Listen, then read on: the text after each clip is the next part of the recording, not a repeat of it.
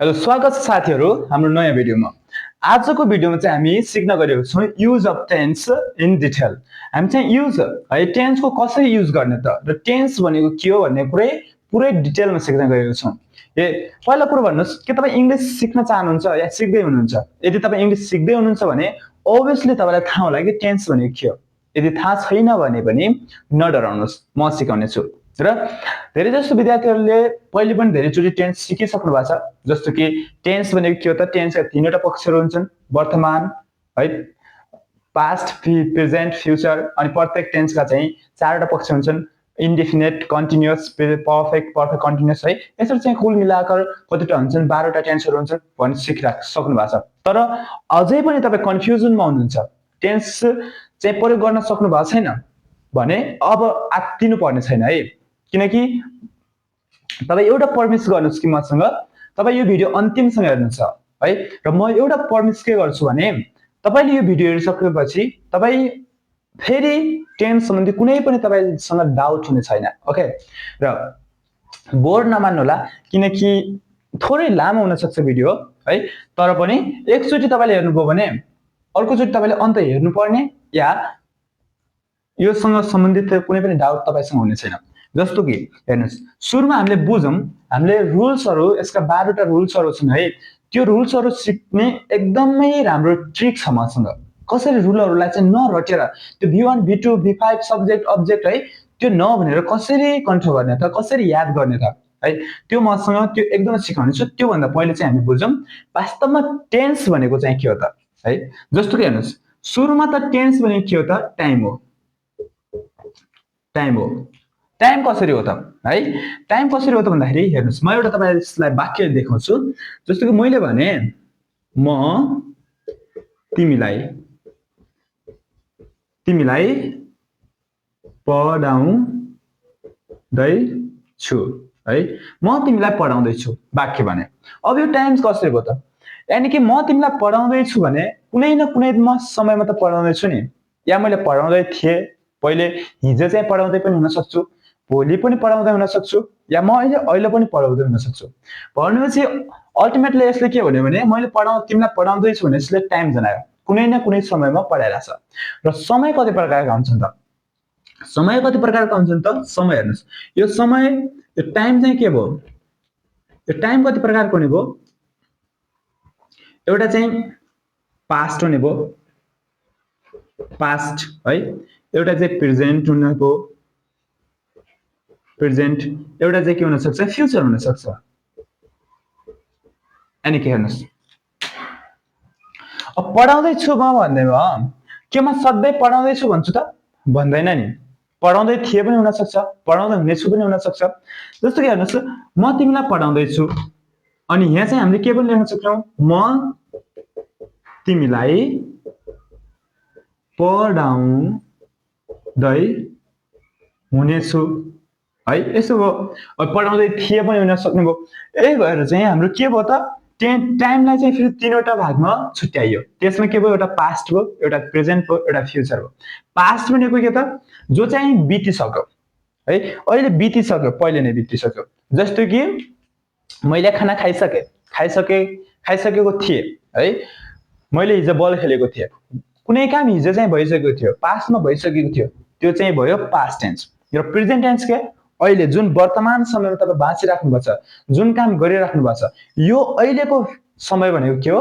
Present समय हो, present time हो। एउटा फ्युचर, जस्तो कि म 10 क्लास पास गर्नेछु, म एक्जाम दिनेछु, म कुनै काम गर्नेछु, म के खानेछु, म डुल्नेछु, यो चाहिँ के हो? फ्युचर टेन्स हो है। जम्मा टेन्स एउटा हो। अब हेर्नुस्, यही वाक्यलाई हेर्नुस् है, फेरि भने हेर्नुस्, म तिमीलाई पढाउँदै छु। यसमा के तपाईलाई लाग्दैन कि यसमा के छुटेको छ है? राम्रो हेर्नुस् त, म तिमीलाई पढाउँदै छु। ल पढाउँदै छु रे, के म सधैँ पढाउँदै हुन्छु? म कहिले पढाएर सक्दैन हैन? जस्तो कि मैले त पढाइसकेको पनि त हुन सक्छु त। यही एउटा वाक्य हेर्नुस्, अर्को वाक्य हेर्नुस्।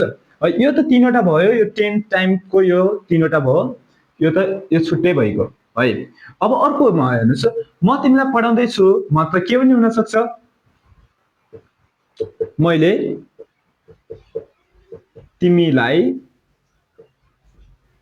पढाइ सकेको सकेको छु म त काम गरिसकेको पनि हुन सक्छु त हैन मैले पढाउँदै थिए भने पढाइसकेको पनि त हुन सक्छु मैले के म सधैँ बल खेल्दै छु बल खेल्दै नरहेर मैले बल खेलिसकेको पनि हुन सक्छु म अहिले चाहिँ बल खेलिसकेर बसेको पनि हुन सक्छु हैन त्यो भनेपछि यहाँ के भयो त भन्दाखेरि टेन्सले चाहिँ टाइम मात्र नजनाएर टेन्सले चाहिँ अर्को के कुरा पनि बताउँदो रहेछ भने वर्क यानी कि काम कामलाई वर्कलाई कसरी जनाउँछ भन्दाखेरि कुनै काम कति भएको छ त है कतिको भएको छ जस्तो कि काम चलिरहेको छ कि काम भइसकेको छ कि है काम भइसकेको हुनेछ कि काम हुन्छ कि हुँदैन कि भनेर टेन्सले के जनाउने भयो एउटा वर्क जनाउने भयो एउटा टाइम जनाउने भयो है र अन्तिममा अल्टिमेटली है इन कन्क्लुजन हामीले के थाहा पायौं त टाइमले चाहिँ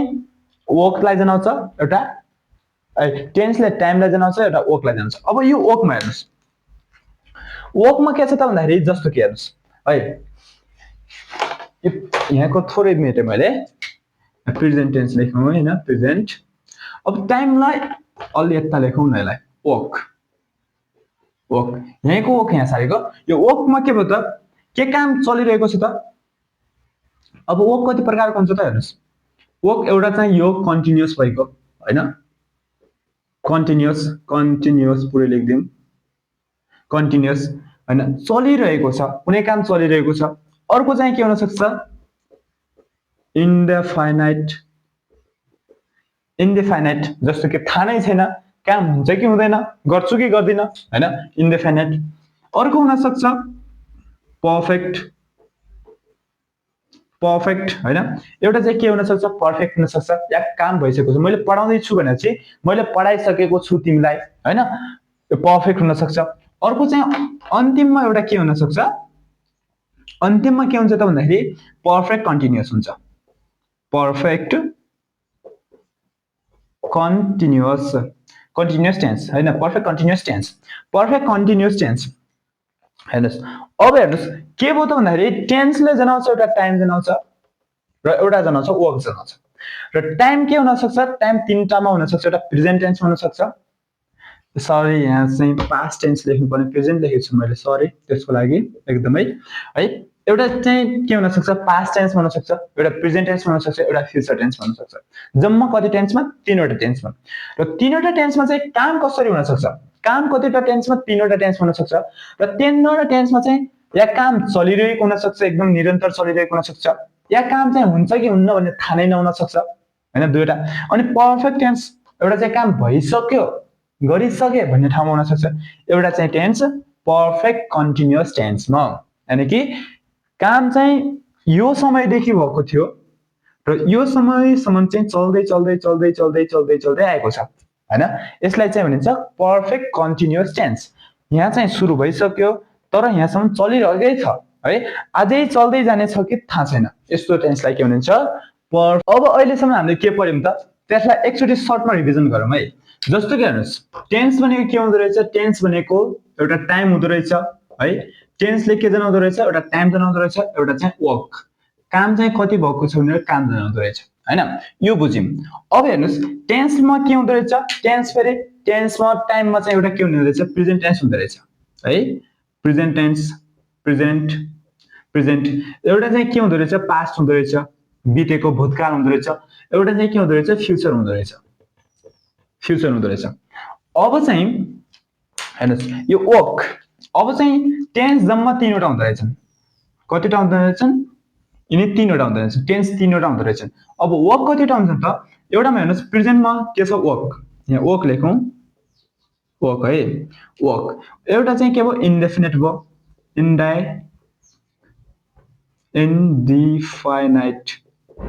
इन्डिफाइनाइट यानी कि अनिश्चित है अनिश्चित अर्को चाहिँ के भयो कन्टिन्युअस हुने भयो कन्टिन्युअस अर्को चाहिँ के भयो पर्फेक्ट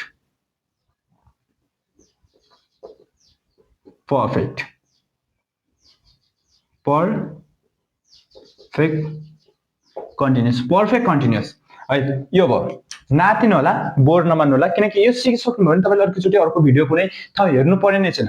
यो त हामीले जस्ट टेन्स भनेको के हो भन्ने मात्र सिकिरहेको छौँ। टेन्सको रुलहरू कसरी कन्ट्रोल गर्ने, कसरी याद गर्ने त्यो फर्मुला त पछाडि छँदैछ।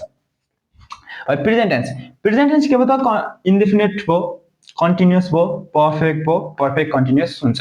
यदि प्रेजेन्ट टेन्समा चाहिँ यति हुन्छ भने कुनै काम हुन्छ कि हुँदैन भन्ने थाहा छैन है।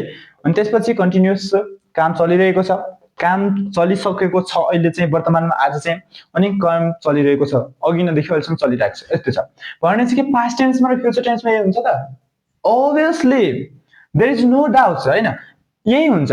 जस्तो कि अब भने जस्तै यहाँ यसमा पनि पास्ट टेन्समा पनि, पास्टमा पनि के भयो इन्डेफिनिट पास्ट भयो, पास्ट इन्डेफिनिट, अनि पास्ट कन्टिन्युअस हुने भयो, पास्ट पर्फेक्ट हुने भयो, पास्ट पर्फेक्ट कन्टिन्युअस हुने भयो।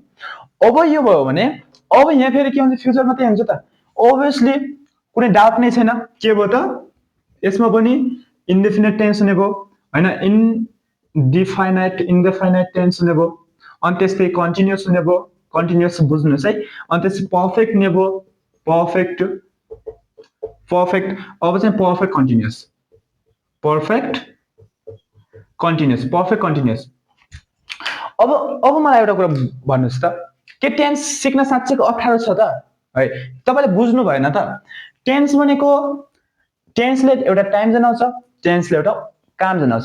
टेन्सले टाइममा के जनाउँछ, यो वर्तमान अहिले भइरहेको छ कि, यो काम चाहिँ हिजो भएको थियो कि, या भोलि हुनेछ कि, टाइममा त्यो जनाउने भयो। र वर्कमा के जनाउने भयो, यो काम या चल्दैछ या चल्छ या चलिसकेको छ है, चलिरहेको छ कि चलिसकेको छ भनेर वर्क जनाउने भयो हैन। र अब हेर्नुस्, जस्तो कि तपाईं प्रेजेन्ट इन्डेफिनिट, पास्ट इन्डेफिनिट, फ्युचर इन्डेफिनिट र present continuous, past continuous, future continuous भनेर कति याद गर्नु, बिर्सिन्छ नि त। अब हेर्नुस्, यति बुझ्नु पर्यो कि प्रेजेन्ट इन्डेफिनिट, प्रेजेन्ट टेन्समा चाहिँ प्रेजेन्ट इन्डेफिनिट, यानी कि यसलाई सिम्पल प्रेजेन्ट पनि भनिन्छ, इन्डेफिनिटलाई यहाँ चाहिँ हामीले सिम्पल पनि भन्न सकिन्छ, यसलाई सिम्पल पनि हुन्छ, यो सिम्पल, सिम्पल प्रेजेन्ट वा सिम्पल पास्ट, सिम्पल फ्युचर, यो भयो। अनि त्यहाँ 12 वटा टेन्स हुँदो रहेछ। अब चाहिँ हामी बुझौँ कसरी कन्ट्रोल गर्ने त। टेन्स हुन्छ, प्रेजेन्ट हुन्छ, पास्ट हुन्छ, फ्युचर हुन्छ, तीनवटा हुन्छ। अब हामीले कसरी याद गर्ने त, प्रेजेन्ट कुन हो, पास्ट कुन हो, फ्युचर कुन हो भने कसरी याद गर्ने? यसको लागि चाहिँ एउटा सानो म हजुरलाई स्टोरी सुनाउँछु। जस्तो कि तपाईको विद्यालयबाट चाहिँ रनिङ सिल्डको लागि हैन, हाम्रोमा त रनिङ सिल्ड हुन्छ नि त, थाहा होला। रनिङ सिल्डको लागि तपाईको स्कुलदेखि तपाईको टिचरहरूले तपाईहरुलाई खेलमा सहभागी गराउनको लागि चाहिँ तपाईको टिम लगेर जानुभयो है, लगेर जानुभयो। ल अब भन्नुस्, त्यहाँ चाहिँ खेल भइराछ भनेपछि त्यहाँ त तपाईको स्कुलको मात्र विद्यार्थी जाँदैन, त्यहाँ त धेरै विद्यार्थीहरू जान्छ है। तपाईको पालिकामा कति विद्यार्थी स्कुलहरू छन्, त्यो सबै स्कुलहरू जान्छ भनेपछि मानौ अब त्यति धेरै विद्यार्थीमा तपाईको शिक्षकलाई चाहिँ मेरो विद्यार्थी यही नै हो, मेरो विद्यार्थी त्यही हो भनेर तपाईको शिक्षकलाई त पत्ता लगाउन गाह्रो, अप्ठ्यारो पर्छ है। त्यति धेरै विद्यार्थीमा को र तपाईको शिक्षकले के आइडिया लाउनुहुन्छ, यस्तो गरौँ, कस्तो गरौँ भन्दाखेरि जो हाम्रो स्कुलको विद्यार्थी हो तिनीहरुलाई चाहिँ रातो जकेट लगाइदिउँ है, तिनीहरुलाई चाहिँ रातो जकेट लगाइदिउँ र अर्को विद्यालयको लागि के लगाइदिउँ, अर्को विद्यालयको लागि हरियो यो नीलो लगाइदिउँ र अर्को विद्यार्थीको लागि के लगाइदिउँ, कालो जकेट लगाइदिउँ। अर्को स्कुलका लागि कालो जकेट लगाइदिउँ। अब तपाईले के सोच्नुहुन्छ वा तपाईको शिक्षकले के सोच्नुहुन्छ, जो रातो ड्रेस लगाएको, रातो जकेट लगाएको विद्यार्थी छ त्यो हाम्रो स्कुलको विद्यार्थी हो र अर्को विद्यार्थी, अर्को स्कुलकोले जसले नीलो लगाएको छ त्यो हाम्रो स्कुलको। भनेपछि त सजिलै छुट्यो कि छुटेन? रातो देख्नेबित्तिकै त्यो हाम्रो स्कुलको हो, कालो देख्यो भने त्यो हाम्रो होइन, नीलो देख्यो भने त्यो हाम्रो होइन। अब यस्तै गरी के छ त भन्दाखेरि यहाँ हाम्रो प्रेजेन्ट टेन्स भन्दाबित्तिकै हेर्नुस्, यो टेन्स देख्न लागि यहाँ पनि कुनै सिम्बलहरू छन्, जस्तो कि एउटा डु भयो, एउटा डज भयो, डु डज, अनि त्यस्तै डिड सरी डिड हुँदैन डु डज अनि अर्को इज एम आर है इज एम आर अर्को चाहिँ के हुन्छ हैज हैव है हैज हैव अब तपाईले एउटा मात्र याद के राख्नुस् do does is am are has have कहीं is am are has have do does देखिन त यो के हो त यो हाम्रो स्कुलको हो यानी कि यो प्रेजेन्ट टेन्स हो यो कहिले पनि past tense or future tense never यो कहिले पनि हुन सक्दैन है अब चाहिँ अर्को यो पास्ट टेन्समा चाहिँ के हो त भन्दाखेरि यहाँको पनि यस्तै सिम्बल छ यहाँ के छ त भन्दाखेरि डिड है डिड अनि त्यस्तै यहाँ वाज वेयर वाज वेयर अनि त्यसै अर्को ह्याड यानी कि यही देख्न बित्तिकै डिड देख्नुभयो वाज वेयर देख्नुभयो ह्याड देख्नुभयो कहीँ पनि तपाईले डिड वाज वेयर ह्याड देख्नुभयो भने सोच्नुहोस् कि यो पास्ट टेन्स हो है यो भूतकाल हो यो अहिले होइन यो भोलि पनि होइन यो पहिले बितिसक्यो यो बितिसकेको टेन्स हो र अब फ्युचर टेन्सको लागि यहाँ चाहिँ अर्को के छ यहाँ चाहिँ धेरै छ यहाँ त एउटा चाहिँ विल छ विल र अर्को चाहिँ स्याल तपाईले देख्नुभयो विल देख्नुभयो स्याल देख्नुभयो ल यो फ्युचरको कुरा भइरहेछ यसमा यति हुन्छ या विल बी विल ह्याभ त्यो त पछाडी जोडिने विल सँगै जोडिने त्यो त थाहा भइहाल्छ हैन यति सोच्नुस् कि do does is am are has have देख्नुभयो यो प्रेजेन्ट टेन्स हो पास्ट देख्नुभयो डिड वाज ओर ह्याड देख्नुभयो यो पास्ट टेन्स हो है फ्युचर कालो जकेट लगाएको देख्नुभयो यो अर्कै स्कुलको हो यो यानी कि भविष्यमा हुनेवालो हो यो फ्युचर टेन्स हो यसरी चाहिँ बुझ्न सकिन्छ साथीहरु यो चाहिँ हामीले एकदम बेसिक डे 1 थियो र टेन्स पनि के हो टेन्स कसरी अध्ययन गर्ने भनेर चाहिँ हामीले यसरी सिक्यौं र अब यसमा भित्र चाहिँ इन्डेफिनिट टेन्स कसरी प्रयोग हुन्छ है अनि त्यस प्रेजेन्ट टेन्समा present indefinite present continuous present perfect continuous हैन यो कसरी प्रयोग हुन्छ भन्ने चाहिँ अर्को अनि सेकेन्ड भिडियोमा ल्याउने छौं त्यसै सेकेन्डमा त्यसपछि पास्ट त्यसपछि फ्युचरमा ल्याउने छौं किनकि यो धेरै लामो भिडियो हुन सक्छ त्यसैले यतिकै नै गरौँ यदि तपाईलाई भिडियो मन पर्यो चाहिँ like comment subscribe share follow गर्नुस् र अन्यको भिडियोको लागि प्रतीक्षा गर्नुस् हामीसँग जोडिनुस् है हामी अवश्य ल्याउने छौं